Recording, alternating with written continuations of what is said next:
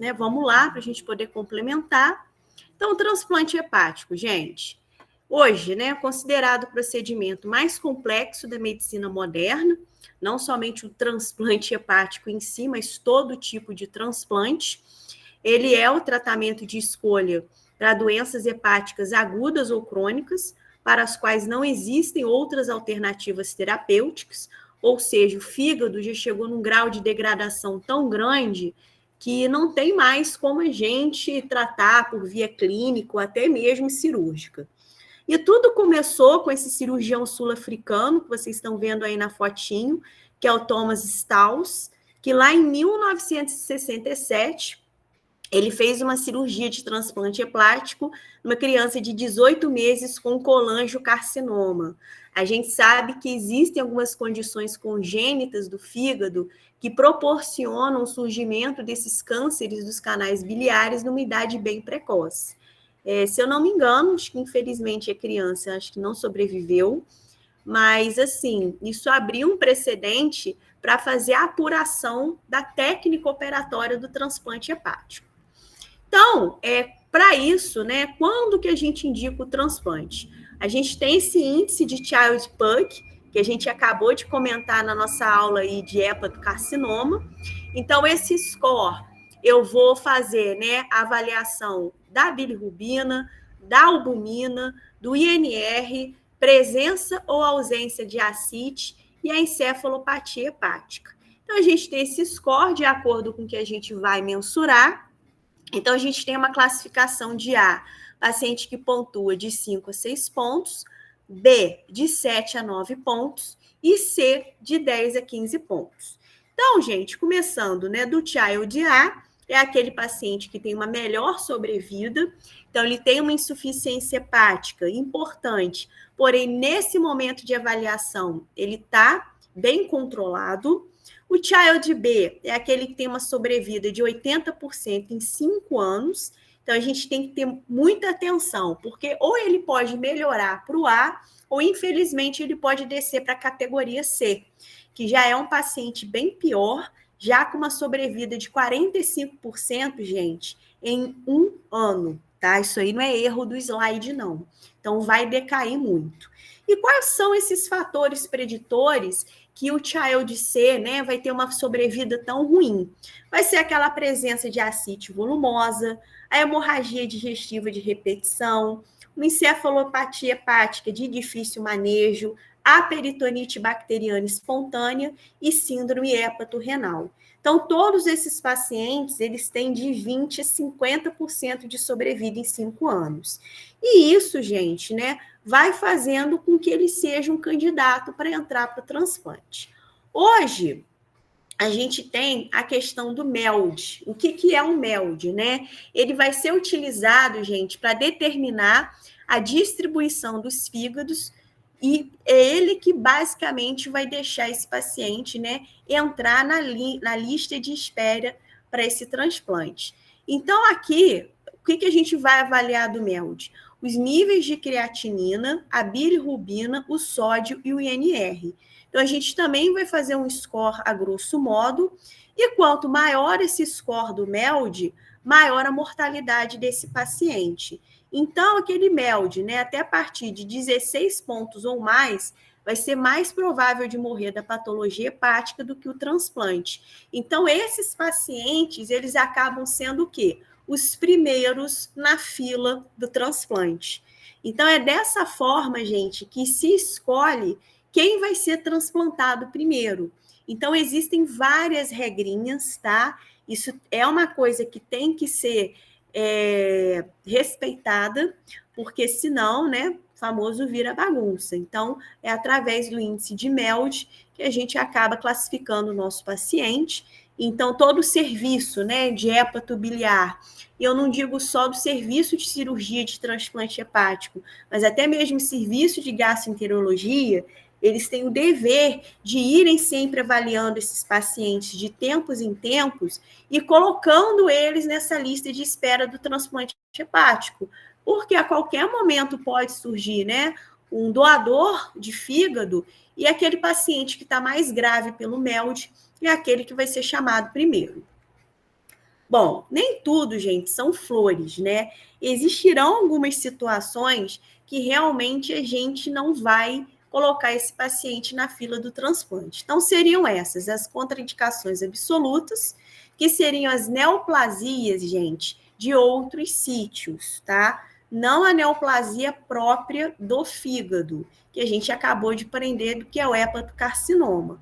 Agora, se o paciente tem câncer em outros sítios, ou se ele tem uma metástase hepática, aí já não seria indicação de transplante. É infecção extrahepática, então a gente tem que lutar para que esses pacientes sempre estejam sem nenhum tipo de infecção. Doenças cardiopulmonares não relacionadas a... Eita, meu Deus, parou o coco. Doenças cardiopulmonares não relacionadas à doença hepática e a presença do alcoolismo persistente. Por que isso, né, pessoal? Se a gente parar para pensar que a grande maioria dos pacientes que necessitam de um transplante, eles possuem a cirrose hepática, e dentro da cirrose hepática, o principal fator de risco é o alcoolismo crônico, né? É um pouco assim estranho a gente colocar na fila uma pessoa que não está deixando o vício do alcoolismo. Então a gente vai estar dando um fígado novo para uma pessoa que talvez não vá aproveitar essa oportunidade, novamente vai desenvolver uma cirrose e aí, né, pode perder o transplante e às vezes pode ser até difícil sobreviver. Das contraindicações relativas, gente, são aquelas que a gente ainda pode reverter. Então, a questão de trombose do sistema porta. Então, existe hoje o famoso filtro de veia cava para que evite que isso aconteça. O hepatocarcinoma maior que 5 centímetros, principalmente se for um nódulo único. O que a gente acabou de aprender? Que existe a quimioembolização arterial. Então, às vezes, eu vou ofertar para esse tumor que está muito grande e ele já decresce de tamanho e já consegue ser inserido no critério de Milão. E a doença infecciosa hepatobiliar ativa, né? Ou seja, a famosa colangite aguda. Então, todo paciente que vai passar por um transplante, ele não pode ter nenhum tipo de infecção no corpo. A falência renal induzida pela síndrome hepatorrenal, ela geralmente é revertida com transplante, e quando a gente coloca esse índice de MELD, a gente veio com uma novidade. Por quê? Quando a gente fala que esse paciente também está com falência renal, existe a chance dele receber não somente o fígado, mas também o rim, e tratar duas doenças de uma forma única. Bom, então, a gente fala muito da cirrose, né, que acaba sendo, no número de estatística, a principal causa mesmo de indicação de transplante hepático, mas existem outras situações que a gente também vai indicar. Então, seriam nas doenças colestáticas, né? Então, o próprio nome já fala, né, que cursa com colestase, ou seja, que cursa com síndrome obstrutiva ictérica. Então, a gente tem as cirroses biliares, tanto a primária quanto a secundária, a colangite esclerosante primária, que é até um fator de risco para o colangiocarcinoma, a atresia das vias biliares, ou seja, o paciente já nasce com falta, né, de parte dessas vias, e recorrência da doença, né, anterior no fígado que já está transplantado. E às vezes esse paciente vai precisar de um novo fígado para poder sobreviver. As doenças metabólicas, ou seja, são doenças extremamente raras. Então, a gente tem a doença de Wilson, a deficiência de alfa-1 anttripsina, a hemocromatose, síndrome de Crigler-Najjar, tirosinemia, hiperoxalúria primária, às vezes até eu agarro nessas doenças. E a hepatite por vírus C, que aqui, pessoal, merece uma atenção maior para a gente, que geralmente é essa que vai acabar levando para o transplante. Então, a forma complicada da doença, né, tem uma sobrevida de menos de 50% em 5 anos, e como a gente já sabe, paciente com hepatite, ele geralmente cronifica. Então, dentro dessa cronificação, existe aquele risco dele se transformar em cirrose, e essa progressão da fibrose vai se transformar no hepatocarcinoma. Geralmente, né, a gente tem um problema muito grande na pessoa que tem hepatite por vírus C e sofre o transplante. Por quê? Apesar da sobrevida do enxerto de 70% em 3 anos, né, tem a questão da recorrência da infecção. Porque a gente sabe, pessoal, que a gente não combate nenhum tipo de vírus. O vírus fica adormecido no nosso corpo. E mesmo que essas pessoas com hepatite B ou C sejam transplantadas, o que acontece? O vírus ainda está circulando dentro do corpo. Então, a gente tem que controlar essa hepatite para que esse vírus não contamine o novo fígado. E às vezes, pessoal, não tem jeito. Como a pessoa está infectada, vai infectar o novo enxerto, mas aí, gente, nós já temos que ter um controle maior. Vai ser uma evolução mais lenta e insidiosa, né? Então, mesmo assim, não vai acabar com a sobrevida dessa vida do transplantado. Então, aqui, né, a gente tem os fatores associados à progressão da fibrose. Então, a idade do doador do fígado maior que 55 anos, presença de diabetes pré e pós-transplante, níveis altos de viremia e o tratamento de rejeição celular aguda com bolos de corticoide. Então, com isso, a gente pode fazer o DIA, que é o Direct Acting Antiviral, que é uma terapia antes ou após o transplante, visando o quê, gente? Diminuir essa viremia do vírus C para que ele não acabe, né, infectando o novo fígado que essa pessoa recebeu. A hepatite por vírus B, né? A gente tem a questão hoje da vacinação.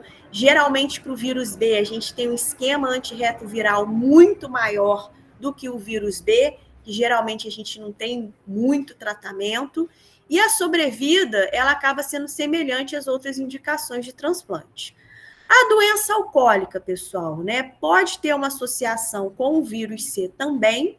E aqui a gente tem a questão do retorno do alcoolismo pós-transplante, porque a gente tem que proteger esse paciente, né, contra esse vício. Então é fundamental que ele tenha uma avaliação psiquiátrica com acompanhamento, rede de apoio e pelo menos, gente, a questão da abstinência 6 meses antes de um possível transplante. Então, é trabalhar muito essa parte psiquiátrica do paciente, até mesmo que a persistência do alcoolismo crônico é uma contraindicação absoluta para esse paciente ser transplantado.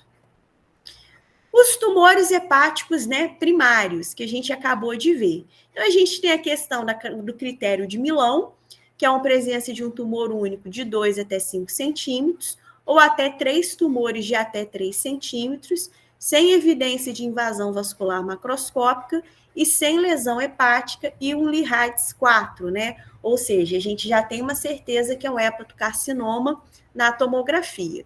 Nódulos de mesmas dimensões e Lee-Heights 4 com a alfa-fetoproteína aumentada, a gente também pode incluir na fila do transplante.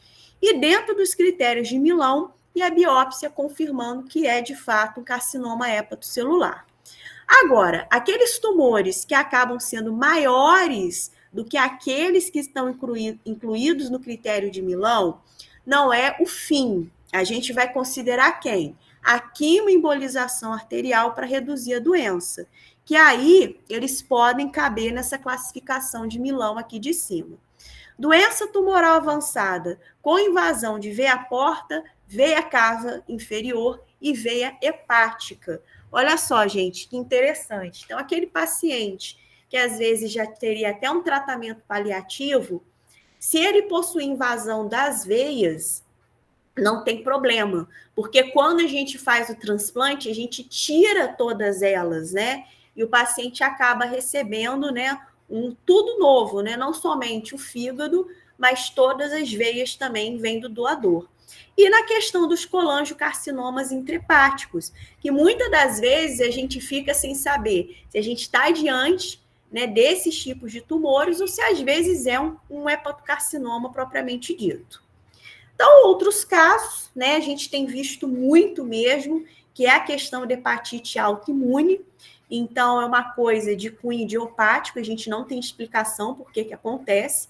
Algumas pessoas acabam desenvolvendo isso, que é fulminante. Então, rapidamente, a gente tem que colocar esse paciente na fila de transplante. A insuficiência hepática aguda grave, por diversos motivos, mas um dos principais seria a questão da intoxicação medicamentosa. Caso de retransplante, às vezes o paciente ele perde esse transplante, então precisa receber um novo fígado. Tumores secundários, melhor para tumores neuroendócrinos, então às vezes pode ter até uma implantação nesse fígado, mas principalmente quando são esses tipos de matriz neuroendócrina, que é mesotelial e não é matriz epitelial, como a grande maioria dos tumores sólidos do trato gastrointestinal. Então, isso dá uma diferença, principalmente no grau de metástase a longo prazo. Doença policística hepática e a síndrome de Budd-Chiari, né, que é aquele problema das veias hepáticas que vai levar à hipertensão portal a longo prazo e o paciente vai acabar desenvolvendo cirrose hepática da mesma forma. Bom, então aqui, né, quando a gente fala da questão da origem, né, do enxerto hepático, né, de onde que vem esse doador, a gente tem duas situações. Então, seria, né, o doador que teve uma morte encefálica, oriunda de um TCE e de um AVC, e é uma situação, né, no qual esse paciente também ele não tem que ter nenhum tipo de infecção, né, que isso vai contraindicar a doação.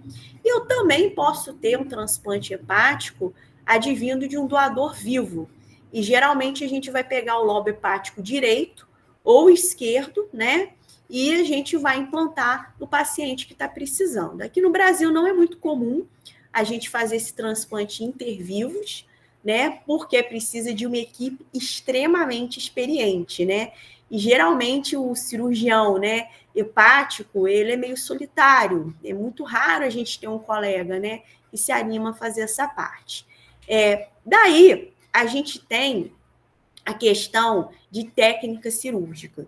Então, a gente tem o transplante ortotópico, a gente tira o fígado doente e a gente coloca um novo fígado no mesmo local, ou seja, lá no hipocôndrio direito, e a gente pode fazer o transplante heterotópico, ou seja, o fígado ele é implantado em outro local, como, por exemplo, ali nas goteiras parietocólicas, direita ou esquerda.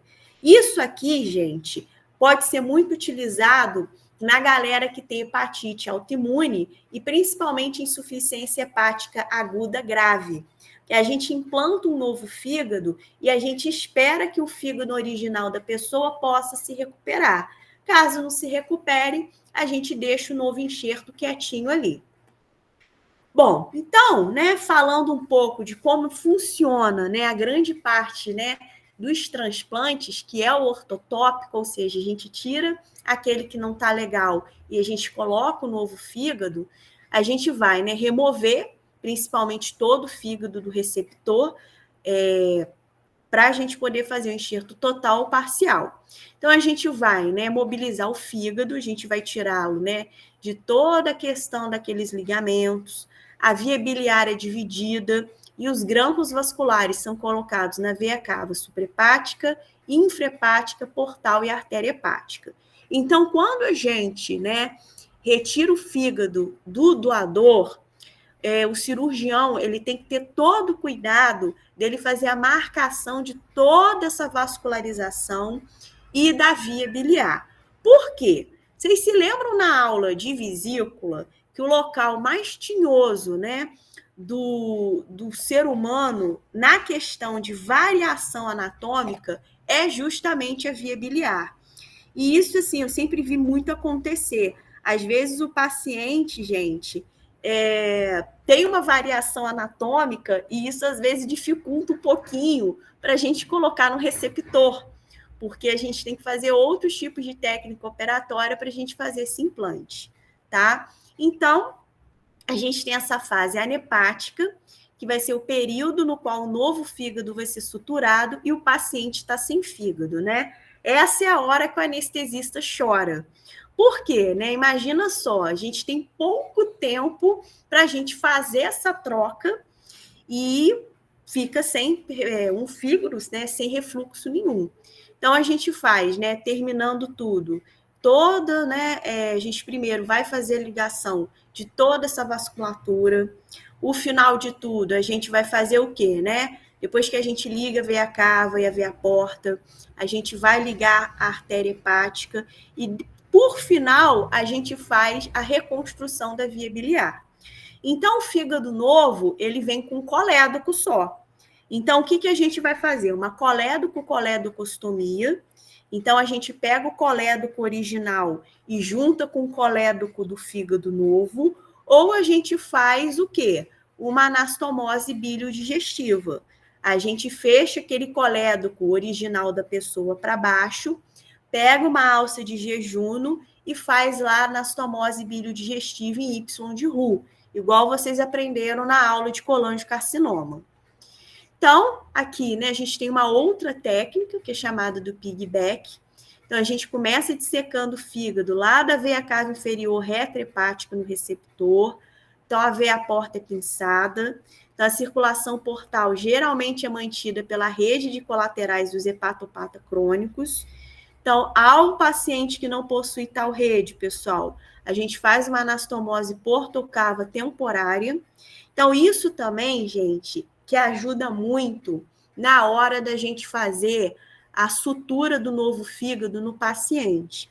Que a grande maioria vem da cirrose hepática, que é, né, a fisiopatologia da hipertensão portal. E a hipertensão portal, gente, em toda a vasculatura do abdômen. Então, tem muita rede colateral, perdão. Então, o paciente ele não fica sem sangue, que ele já é altamente vascularizado por causa da doença que ele tinha primária. Então, a gente vai fazer essa reconstrução, mas também não é de forma muito lenta, a gente tem um tempo para reconstruir aquilo tudo. Então, a gente faz a anastomose da veia cava inferior suprahepática do enxerto, com as veias hepáticas do receptor, e a gente vai formar tipo uma boquinha que vai unir a veia hepática direita, média e esquerda. E aí o receptor fica com duas veias cavas, uma cavaleiro da outra, ou seja, uma na frente da outra, que a gente, assim, quanto menos a gente mexe, melhor. E aqui, pessoal, a gente pode ter algumas situações que um único fígado a gente pode dividir para 2 tipos de receptores. Mas, mais uma vez, né, isso precisa ter uma equipe muito experiente, precisa ser uma equipe muito grande, só de cirurgião de fígado, para que a gente faça, né, de forma simultânea 2 transplantes ao mesmo tempo, né? Isso é factível, principalmente quando a gente tem uma fila de transplante que é muito grande. E lembrar aí, né, pessoal, que aqui no nosso país, o mês de setembro, que é o mais visado para a gente fazer a campanha de doação de órgãos. Lembrar que ainda existe muita mistificação, muita gente acredita, né? Olha que absurdo, que a gente induz a morte do paciente para que haja a doação de órgãos, e que no momento que a gente faz, né, a receptação dos órgãos, né, ou seja, a gente colhe do doador para a gente levar para o receptor, o pessoal fala que o paciente ainda está vivo. Né? Na verdade, a gente mantém o paciente vivo, porque ele já não tem atividade cerebral e dentro de 3, 4 horas o coração vai parar de bater. Então, né, isso tudo é muito sério. As equipes de transplante, elas são geralmente muito grandes, porque tem uma equipe de transplante que é responsável por fazer o diagnóstico da morte cerebral do paciente, e essa equipe jamais pode ser a mesma que faz a captação de órgão e o transplante. Exatamente, pessoal, para não ter conflito de interesse e que esse tipo de conversa possa aparecer. Eles precisavam de um fígado, meio que, entre aspas, mataram o paciente para fazer a captação. Então, isso é um processo, né, que não tem dia nem hora para acontecer. Geralmente, a equipe do transplante fica num sobreaviso eterno. Né? O que significa isso? Eles não têm dia, não têm hora, não têm final de semana, não têm lazer em casa, e assim que eles são chamados, eles prontamente vão para o hospital para poder fazer tudo isso. Bom, gente, então, agora, finalmente, nosso último conteúdo aqui, esse vai ser mais rapidinho ainda, que é a questão do abscesso hepático aqui. Só...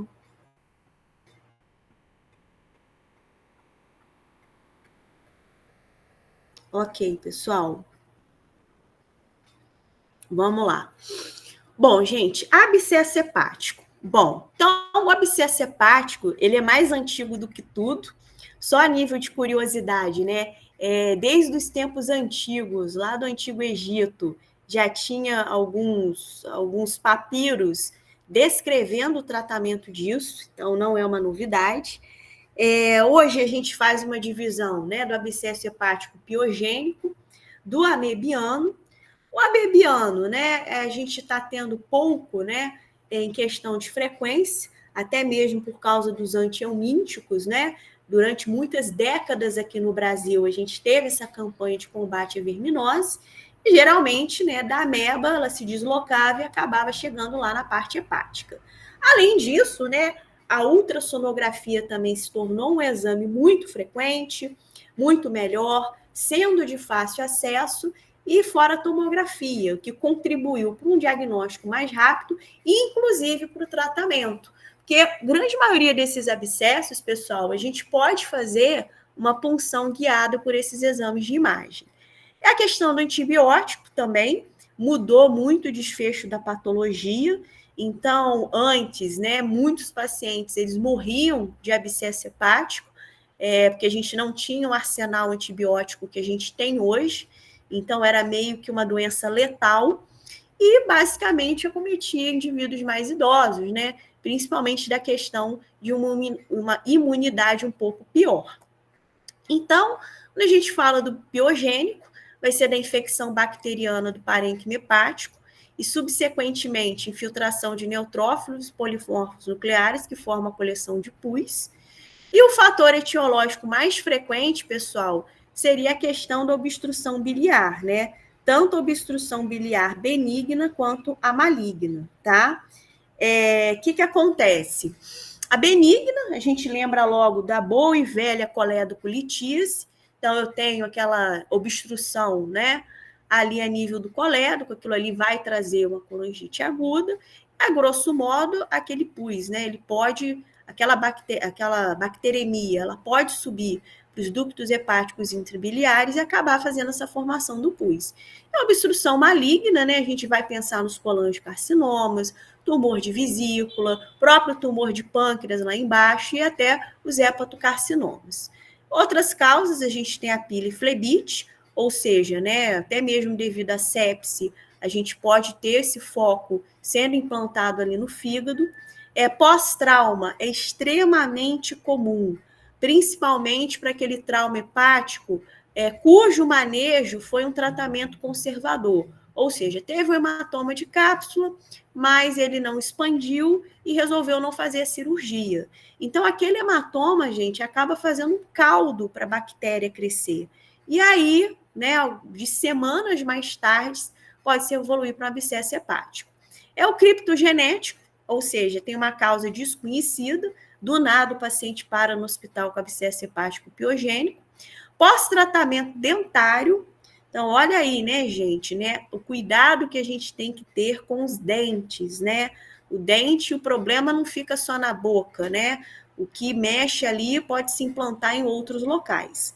É a infecção por extensão direta, ou seja, a própria colicistite aguda pode, né, evoluir mal, então aquele pus não vai ficar só localizado ali, ele pode se implantar intrahepático. Perfuração gástrica ou intestinal, né, que acaba, né, a própria bacteremia ali indo para locais mais distantes. Então, de acordo com a hemocultura, a gente tem todos os tipos de germes que os senhores podem imaginar que podem estar dando origem a esse abscesso aí. Bom, então a gente tem de apresentação clínica mais subaguda, uma dor abdominal e febre, náuseas, vômitos, mal-estar e perda de peso, até que vai evoluindo para sintomas mais importantes, principalmente com a tosse e a dispneia, né? E quando a gente vai fazer um exame de imagem, a gente vê aquele abscesso subdiafragmático, bem específico mesmo. A questão da sepse abdominal, no qual, né, ou o paciente já poderia estar com alguma sepse e isso vai acarretar o abscesso hepático, ou tudo começa com abscesso hepático e acaba evoluindo de uma forma geral para a sepse.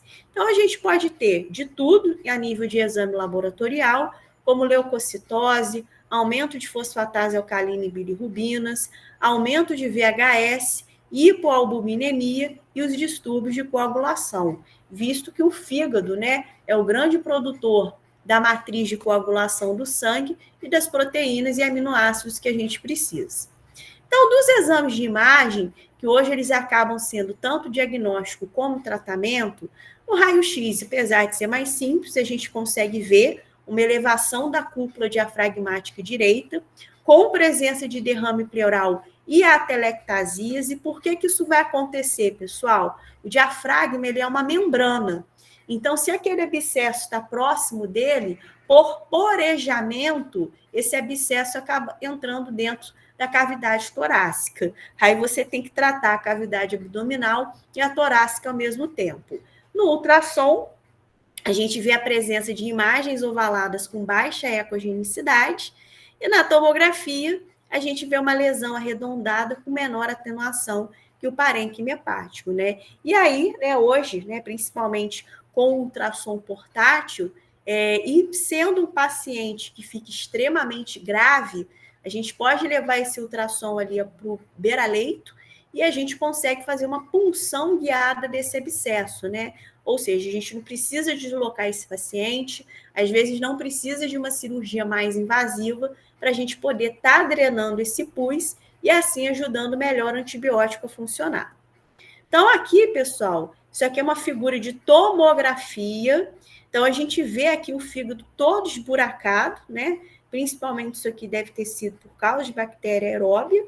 E a gente vê, né? Às vezes não está nem com tanta coleção aqui, não. Mas você vê que pega, né? Grande parte aqui da parte direita do fígado. Às vezes a gente tem aquela coleção bem redondinha aqui, que dá para a gente guiar com catéter pigtail, e a gente deixa aquele catéter exteriorizado e vai saindo aquele pus. Através desse catéter também a gente pode até fazer uma lavagem de dentro do fígado. A gente pega aquele sorinho, né, estéreo, joga ali dentro e vai puxando com uma seringa de 20 até a gente conseguir tirar o pus que está ali. Algumas vezes, né, pessoal, aqui à esquerda dos senhores, a gente tem essa imagem ovalada, é uma imagem ultrassonográfica, no qual a gente coloca o transdutor e a gente já pode fazer uma punção direta.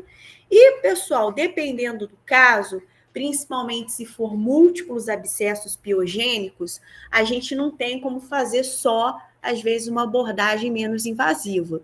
Mas hoje a gente tem a questão da laparoscopia, né, que é menos invasiva também, apesar de ser um ato operatório, e a gente consegue lavar muito bem esse fígado e ir estourando as partes de pus.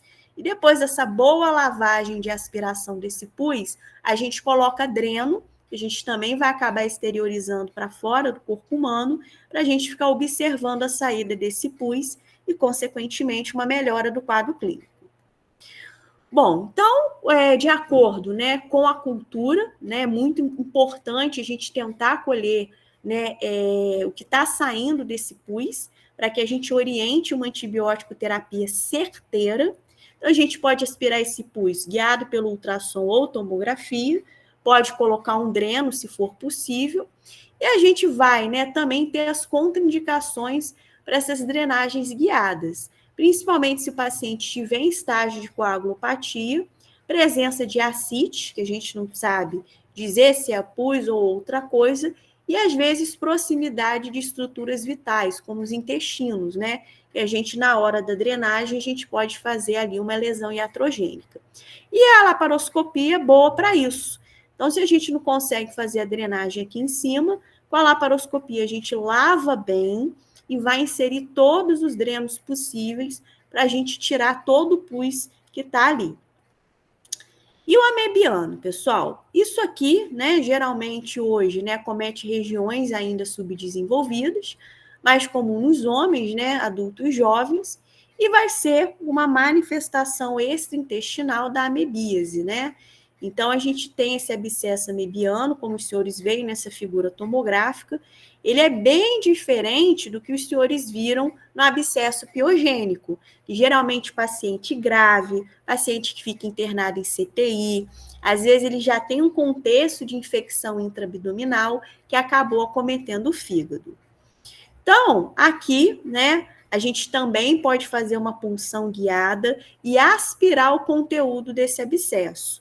Então, é muito típico do abscesso amebiano isso aqui, a tal da pasta de anchova, que é uma mistura de pus com sangue, né? Então, isso aqui é muito característico de ser abscesso amebiano. O abscesso piogênico, gente, com todo respeito, é aquele que tem um aspecto de leite condensado, né? Então, é bacana a gente fazer essa aspiração do conteúdo para a gente poder fazer a cultura. Então, no caso da amebiano, quando faz a cultura, faz pesquisa parasitológica também, a gente vai ver a cara ali da amebíase ali para a gente.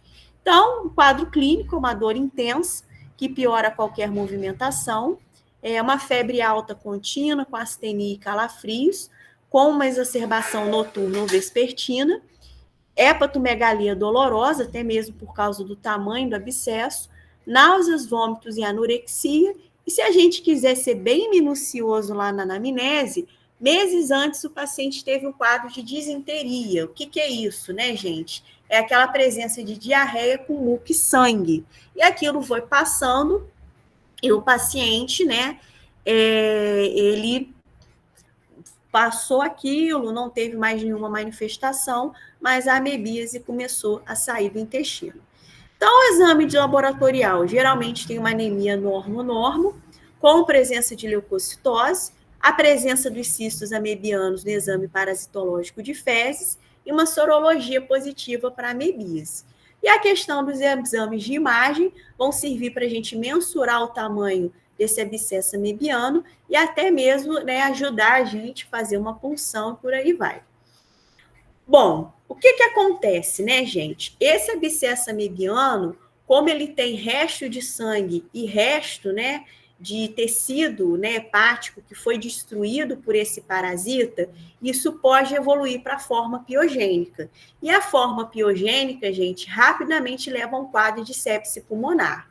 Tem a questão da complicação pulmonar, então a gente sabe que alguns parasitas, eles também podem fazer ciclo no pulmão, então a gente tem que fazer isso daí, né, a gente tem que fazer essa observação, e a ruptura do abscesso, né, que acaba jogando aquela amebíase para todo o restante da cavidade intraabdominal. Então, nessa fase aguda, a gente vai fazer o tratamento clínico com metronidazol, ou depois derivados imidazólicos a longo prazo, principalmente para a gente não deixar que essa infecção parasitária ressurja. E na questão, né, o abscesso ele vai diminuindo de tamanho, mas muitas das vezes a gente pode ter que fazer uma drenagem guiada, principalmente se ele fizer um efeito de massa. E, né, nem preciso falar que seria um problema de saúde pública. Então, pessoal, né, com isso, a gente termina aqui o nosso 7º período, tá? Eu agradeço aos senhores pela paciência, principalmente nessas 2 últimas semanas aí que foram extremamente atípicas. Sobre a prova, graças a Deus, as 2 turmas foram muito bem. Acredito que ninguém vai de final, porque as notas foram altas. Um ou outro colega, às vezes, não alcançou uma nota muito boa, mas ainda uma nota boa. E a questão, né, da matéria, eu acho que sempre que eu falo as minhas aulas, eu vou fazendo os meus apontamentos. Quem frequenta direitinho, acho que não vai ter dificuldade de fazer a prova, que é sempre no mesmo modelo de sempre, né? Então, agradecer hoje presente aqui as 2 turmas, turmas A e B, pela paciência desde o 4º período de medicina. Afinal, foi sêmio 1, sêmio 2, cirurgia 1 e cirurgia 2, né? Vocês foram guerreiros, né? Nenhuma turma até hoje me aguentou tanto tempo como os senhores, né? Então, fica a gratidão aí, né? Um grande abraço para todos vocês. Boa sorte aí nas semanas que virão de provas. E quarta-feira vocês estão dispensados aí para vocês estudarem com calma. E se eu não me engano,